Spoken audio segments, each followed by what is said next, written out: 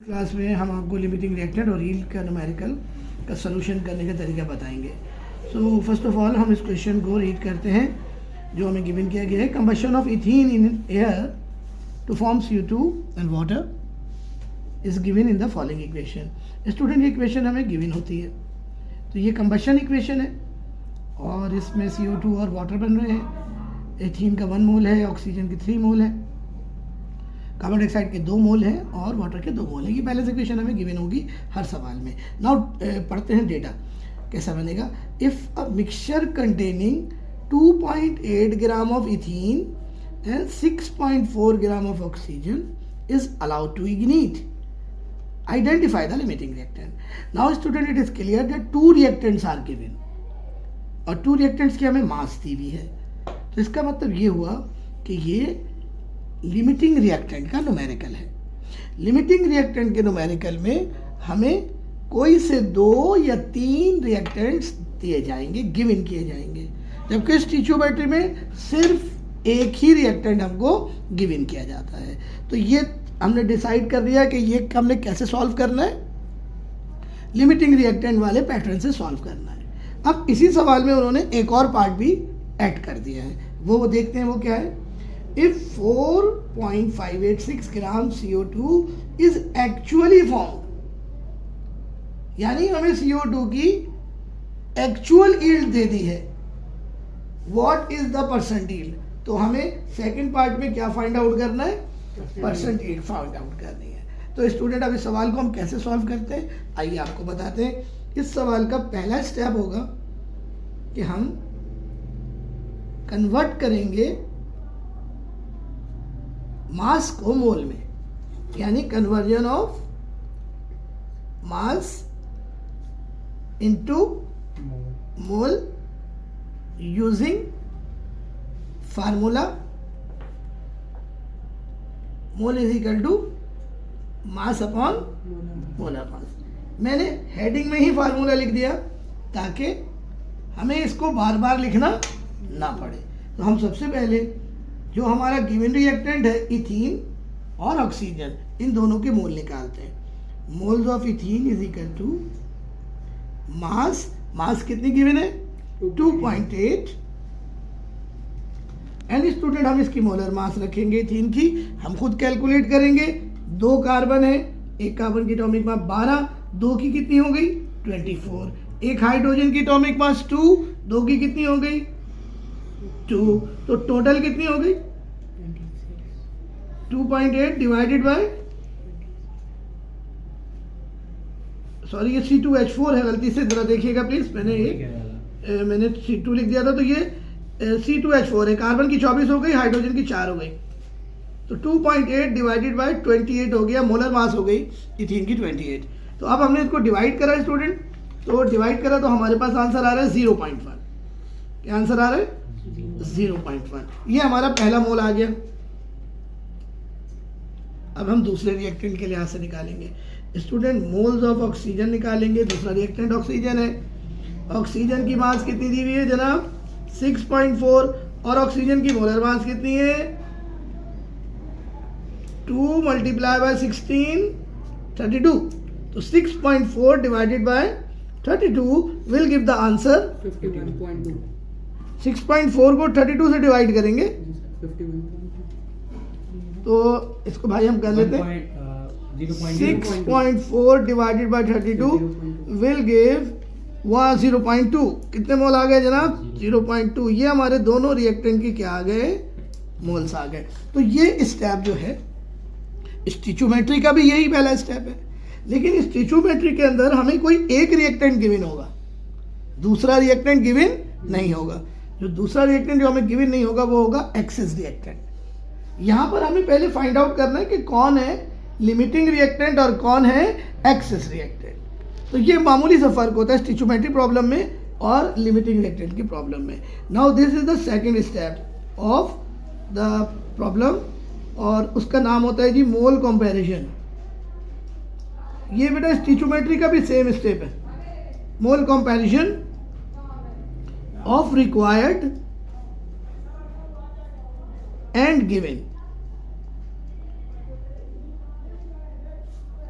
और ये हम क्या करेंगे स्टूडेंट, आपको दिखाते हैं। हम ये जो इक्वेशन हमें गिवन है ये हम दोबारा लिखेंगे, C2H4 plus O2 CO2 will give 2 CO2 and 2 water। Student अब हमको गिवन कौन किया, गिवन कौन है हमें सवाल के अंदर, हमें गिवन है इथीन, हमें गिवन है कौन, ऑक्सीजन, और हमें CO2 मालूम करना है। तो ये हम लोग इनको थोड़ा सा आइडेंटिफाई करने के लिए इनको अंडरलाइन कर लेंगे गिवन को, और जो मालूम करना होगा उसको ओवरलाइन कर लेंगे। तो student this is given and this is required. अब हम स्टूडेंट गिवन और रिक्वायर्ड के जो मोल स्टिचोमेट्री की इक्वेशन में दिए हुए हैं वो लिखेंगे, इनको कहेंगे स्टिचोमेट्रिक अमाउंट। तो इस इथीन के कितने मोल हैं, आप देखिए यहाँ क्या लिखा है, कुछ भी नहीं लिखा, तो 1 मोल है। यहाँ पे कितने मोल है, 3 मोल है, और यहाँ पे कितने मोल है, 2 मोल है और कार्बन डाइऑक्साइड के। स्टूडेंट फिर हम एक एरो लगाएंगे, इस एरो की डायरेक्शन होगी गिवन टू रिक्वायर्ड। तो स्टूडेंट देखिए ये गिवन है और ये रिक्वायर्ड है, तो हमने एरो लगा दिया ऐसे। लेकिन चूंकि 2 रिएक्टेंट है तो कितने एरो आएंगे, 2 आएंगे। अब दूसरा एरो हम लोग कुछ इस तरीके से कर लेंगे, और ये वाला जो हमारे मोल है वो कहलाएंगे स्टिचोमेट्रिक अमाउंट। SA से हम इसको रिप्रेजेंट करेंगे। अब हम यहाँ पे लिखेंगे गिवन मोल जो हमें गिवन किए गए। तो स्टूडेंट इथीन के मोल जो हमने कैलकुलेट किए वो है 0.1, और ऑक्सीजन के कितने 0.2, और यहाँ पर हम एरो लगाएंगे। इसका मतलब है इन मोल से हमने CO2 के मोल फाइंड आउट करने हैं। 2 एरो लगेंगे 2 दफ़ा, क्योंकि 2 रिएक्टेंट है। स्टिचोमेट्री का जो प्रॉब्लम होगा उसमें हम सिर्फ एक ही दफ़ा करेंगे ये, क्योंकि वहाँ सिर्फ कितने रिएक्टेंट होंगे, एक होगा, जबकि यहाँ कितने हैं, 2 हैं। अब हम इनके मोल को कंपेयर करेंगे। इनके मोल की कंपैरिजन का तरीक़ेकार जो है वो सिंपली तौर पर हम यूनिटरी मेथड यूज़ करते हैं, जिसके 3 स्टेप होते हैं। स्टूडेंट ये जो अमाउंट है इसको हम कहेंगे गिवन अमाउंट, यानी गा। तो 3 स्टेप के अंदर हम इसको सॉल्व करेंगे। किस तरीके से वो देखिए, according to unitary method student हर रिएक्टेंट का डेटा अलग सॉल्व होगा, यानी हमें कितनी दफा यूनिटरी मेथड अप्लाई करना पड़ेगा, 2 टाइम्स अप्लाई करना पड़ेगा। तो पहले हम mole comparison of ethene and CO2 करते हैं, और फिर मोल कंपैरिजन ऑफ ऑक्सीजन और CO2 करते हैं। तो आप देखिए पहले इथीन और ऑक्सीजन का 1 mole ethene gives 2 mole of carbon dioxide. देख रहे हैं आप, 1 मोल से कितना बन रहा है, 2 मोल कार्बन डाइऑक्साइड बन रहा है। That is called stoichiometric amount. Now अगले स्टेप में हम 1 के लिहाज से कैलकुलेट करते हैं, जिसको कहते हैं यूनिट अमाउंट। क्या कहते हैं, यानी यूनिट अमाउंट के लिहाज से कैलकुलेशन करते हैं। लेकिन स्टेप 1 में ही यहाँ पे 1 आ गया है, तो हमारा सेकेंड स्टेप क्या हो गया, ओमिट हो गया। क्या हो गया, ओमिट हो गया, वो हमें करने की जरूरत नहीं है। अब हमें डायरेक्ट करना पड़ेगा गिवन अमाउंट। तो देखा जाए तो यही स्टिचोमेट्रिक अमाउंट है और यही हमारा यूनिट अमाउंट है। Is it clear? सो अब हम गिवन अमाउंट में करेंगे 0.1 मोल इथीन गिव्स, इस स्टेप में इक्वल टू लगाएंगे। स्टूडेंट जो नंबर यहाँ होगा वो न्यूमिनेटर में रखेंगे, जो नंबर यहाँ होगा यानी लेफ्ट साइड पर वो डिनोमिनेटर में आ जाएगा, और जिस नंबर में हमें मालूम करना होगा उससे हम मल्टीप्लाई कर देंगे। तो स्टूडेंट आंसर आ गया हमारे पास 0.2 मोल कार्बन डाइऑक्साइड। स्टूडेंट ये मोल आ गए CO2 के इथीन के लिहाज से। अब हम ऑक्सीजन के लिहाज से करेंगे। तो ऑक्सीजन का डेटा देखिए, 3 मोल ऑक्सीजन यहां देखिए gives 2 mole CO2. This is the stoichiometric amount. Now in the second step we find the amount of CO2 in unity in 1 mole. तो हम यहाँ 1 लिखेंगे। 1 मोल CO ऑक्सीजन अगर हम यूज करें, 1 मोल ऑक्सीजन विल गिव तो स्टूडेंट जैसे आपको बताया, जो वैल्यू यहाँ होगी न्यूमरेटर में आएगी, जो वैल्यू यहाँ होगी डिनोमिनेटर में आ जाएगी। ये यूनिट अमाउंट की हमें वैल्यू पता चल गई, 2/3 moles of carbon dioxide. This is called unit amount. And now in the last step हम गिवन अमाउंट जो हमें दिया हुआ है उससे मालूम करेंगे। 0.2 मोल oxygen will give, third step में इक्वल टू आएगा 2/3 मल्टीप्लाई बाय 0.2, और अब हम इसकी कैलकुलेशन करेंगे। तो कैलकुलेशन से हमारा आंसर आ रहा है 0.133।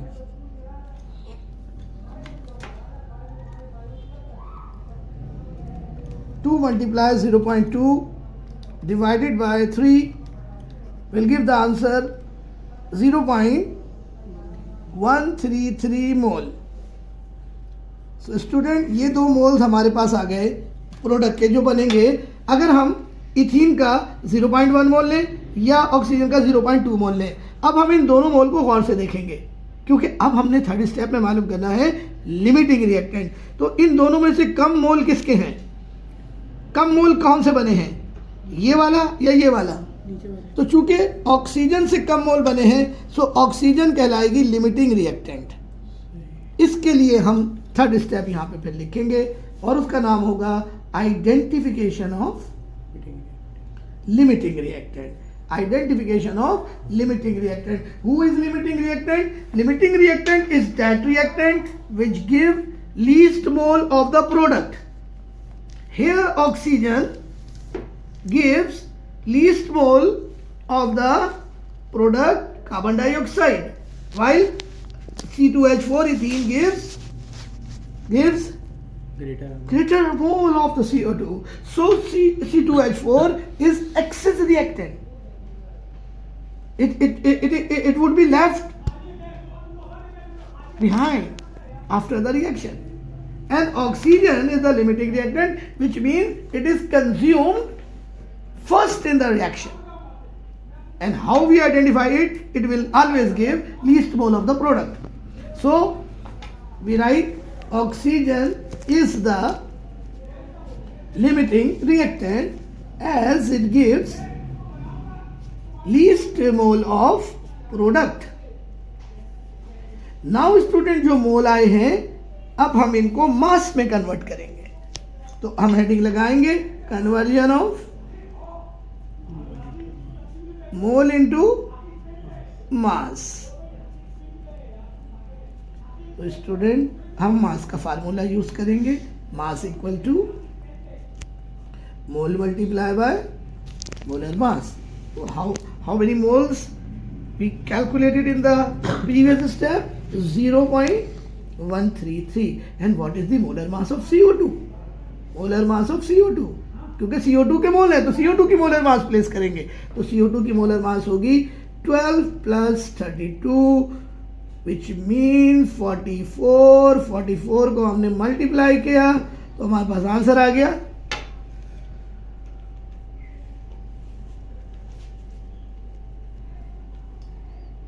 5.852 gram CO2 is formed theoretically. So this is the theoretical yield. The yield obtained from balance equation is called theoretical yield. This is not the actual yield. This amount is not the amount that is actually formed. हकीकत में ये नहीं बनेगा, ये क्या है, theoretically बनेगा, equation के लिहाज से बनेगा। और ये अमाउंट हकीकत में कभी नहीं बनता। हकीकत में जो अमाउंट बनता है, एक्सपेरिमेंटली जो अमाउंट बनता है उसको कहते हैं एक्चुअल यील्ड। क्या कहते हैं? और एक्चुअल यील्ड हमें सवाल में गिवन है 4.586। ये एक्चुअली बना है, तो इसकी मदद से हम निकालेंगे क्या, परसेंट यील्ड। क्या निकालेंगे? तो हमारा आखिरी स्टेप होगा कैलकुलेशन ऑफ परसेंट यील्ड। उसके लिए हम यूज करेंगे फार्मूला जो हम सब लोगों को याद है, percent yield is equal to actual yield divided by theoretical yield multiply by 100. Now what is the actual yield? It is given in the question 4.586. And what is the theoretical yield? It is calculated using unitary method 5.852 and multiply by 100. And now student, the answer is found to be 78.36% is the percent yield, and this is a very good yield. ऐसा reaction जिसकी yield 60% above हो वो कहलाता है efficient reaction, और अगर 60% से कम yield हो तो वो रिएक्शन कहलाता है इनएफिशिएंट रिएक्शन. इन इंडस्ट्री हम वो रिएक्शन करेंगे जो एफिशिएंट हो. जो एफिशिएंट रिएक्शन होगा वो हमको बेनिफिट देगा. इंडस्ट्री में करेंगे तो पैसे कमाएंगे, बहुत जल्दी अमीर आदमी बच जाएंगे, और अगर गलत रिएक्शन चूज कर लिया तो प्यारे बच्चों इंशाल्लाह दिवालिया हो जाएगा. Is it clear?